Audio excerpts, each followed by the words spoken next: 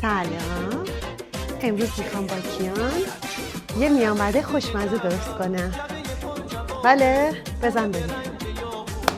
سیب زمینی توپکی یه میانبرده خیلی جذابیه و حتی اصلا به عنوان یه وعده میتونیم بخوریم. ساده هم هست. زمینی رو پختیم، قشنگ پوره کردیم که نرم بشه. یه آرزو رفت، یه نمک و زردچوبه با یه مقدار جعفری، همین با سیب زمینی. حالا این مواد رو با هم فقط ترکیب می‌کنیم.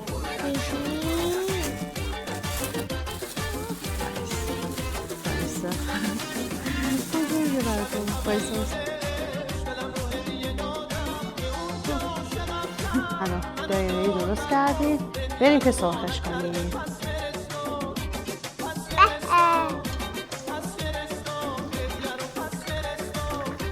اگه روغنتون داغ باشه اصلا باز نمیشه.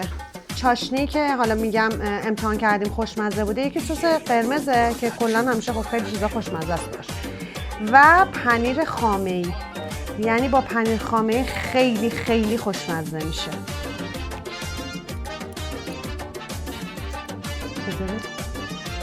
خوبه؟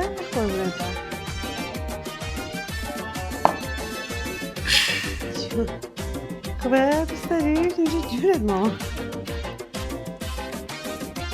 قربون اون قلب فرستادمت برم.